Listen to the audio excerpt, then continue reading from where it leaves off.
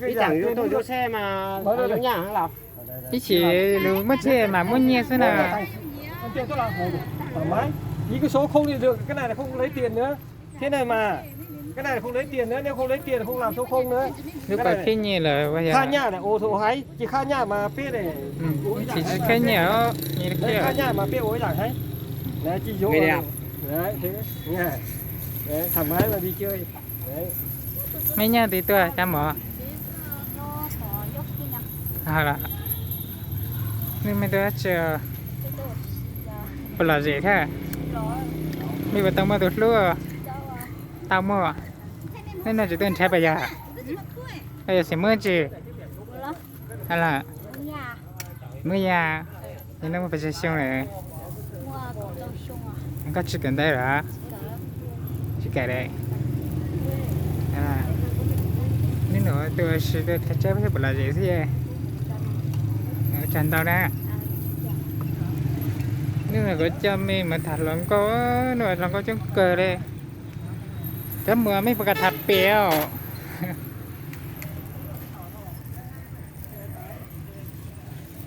mi tôi mới sẽ là đi thâu mi tôi mi chỉ mà thích lúc sáng mi tôi đây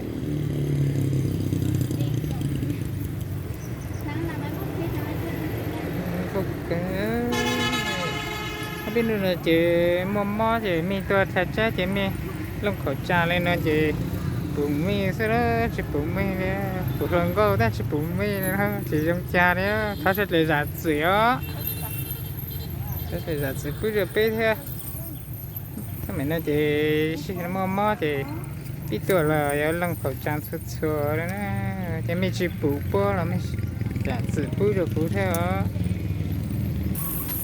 mong biết xem muốn thay xe bỏ gì à chỉ muốn đi của thầy mẹ á giờ bắt đầu cả thả bé lấy có đi họ cứ ra một phòng ô anh đi của thầy mẹ ha ông sẽ bỏ gì thế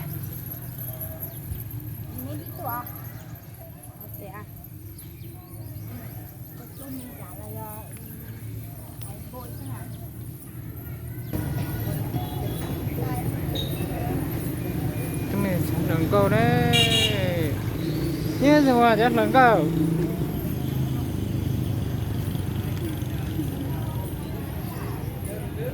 rồi ra một thấu nữa thêm một vị cầu lên nữa sau đó xong rồi chỉ cả thật bị gì thêm mình sẽ lên nữa sức cho mình sẽ lì ba đi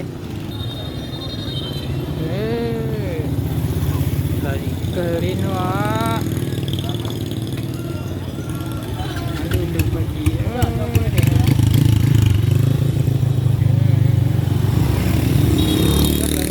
cờ lý ta chỉ cả thả bể lên rồi cho mình xây chứ muốn tao xe là chỉ ra một đầu chứ để thề là gì tí đi ha gì xây gì đi đó cho mình một xây chứ chỉ cả thả bể cho mình đi đó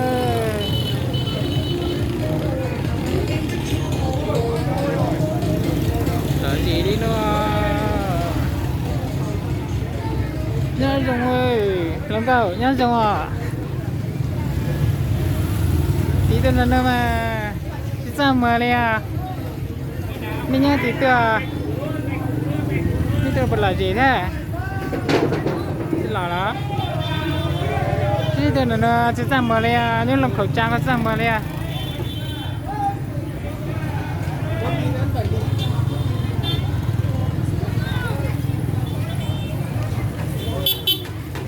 hay mẹ mình mới cho lưu tả vào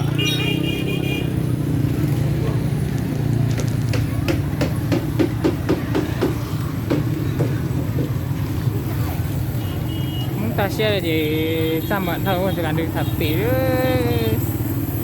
thì cho mình xe thế là gì mà linh luôn rồi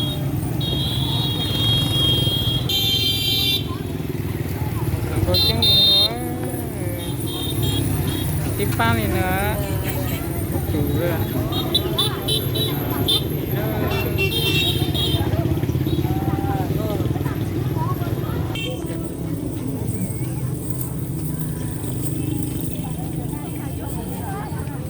ra đâu lên bố ơi. Bố tới lăng đi. Đến đây ta làm mông này. Nó cha mình sẽ đi nè. Khổng mông sư, những cái cờ. Này những cái cờ. Một số công nhất tiểu đâu. Mình mới được khổng là mình tôi trả. Tôi trả là. Bây giờ tao khổng à. Chị ba bây giờ liền. Chị ba bây giờ liền là ba giờ hả? Giờ giờ. Tại tôi tao nó thế. Cái tại mình giờ là chỉ là gì nữa hả?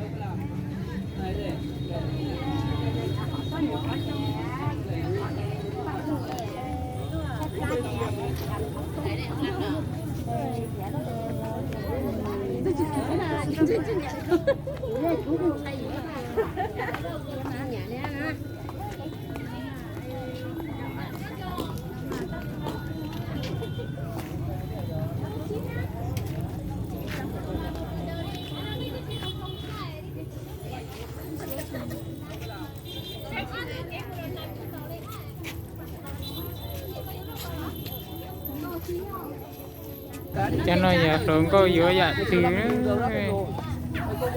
giữa không giữa dạ bây giờ nó cho họ không có nó một bệnh tộc có chứ một bệnh gì chính xe đâu có thổ tự trên lò này Cứ lấy đi, cứ để cất đưa lên cái.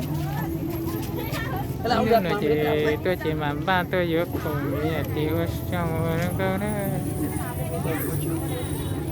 thì nó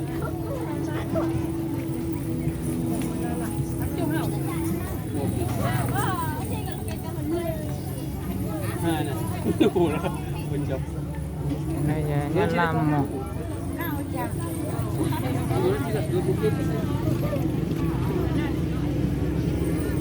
không có phải được này Tiền của mày cái đấy. tạm mong đó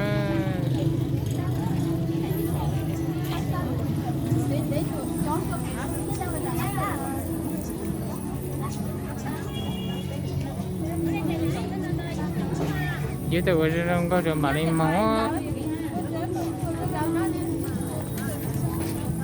Bố chỉ là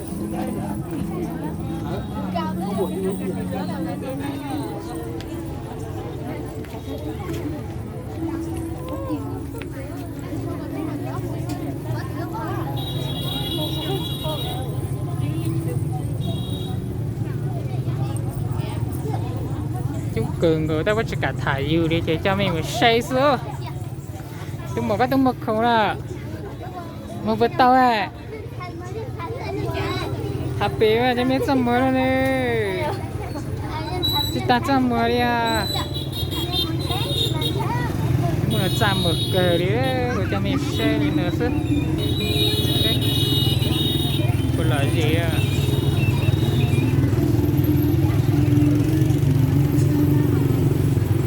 ta có cầu đây có thế có cú mèo có lợi gì thế hả cứ phụ kẹt cỏ á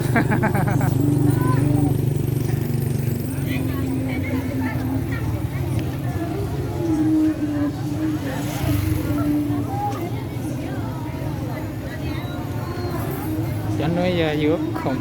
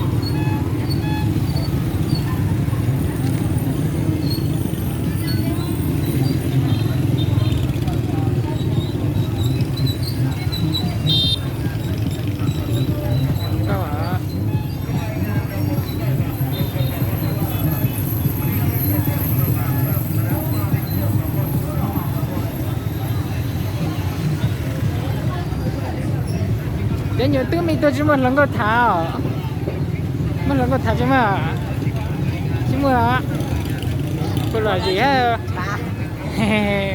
em muốn trái mà tôi nhau thì có gì chỉ tao lần có thảo đó chỉ một trái rất là to nó chờ á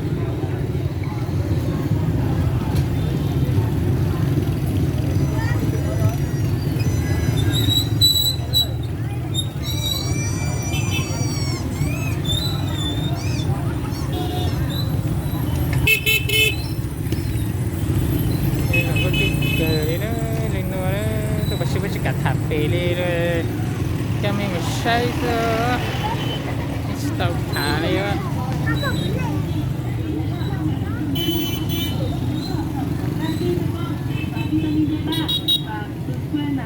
thì có thiết kế giáo hội nào mà anh ra một hỗ trợ để thay ngủ ngon giấc này là đêm dậy tuổi thấp các mẹ nhé. Đó, nó là sự bổ tạo và không phải những thành phần mà đi được để chơi thì nó rất nhiều các bạn yên tâm như thế.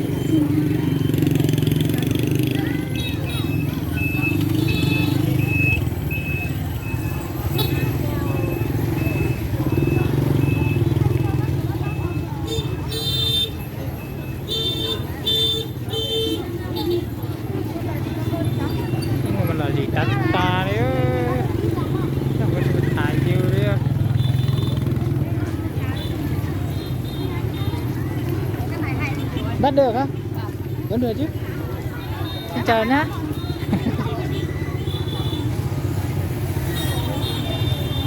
nên bây giờ ta la hậu đi nó có muốn là hậu đi chúng cười đi ha nó của cha mình phải xe đi nữa chứ biết đến ba xe rồi đi để thế video để nhau dùng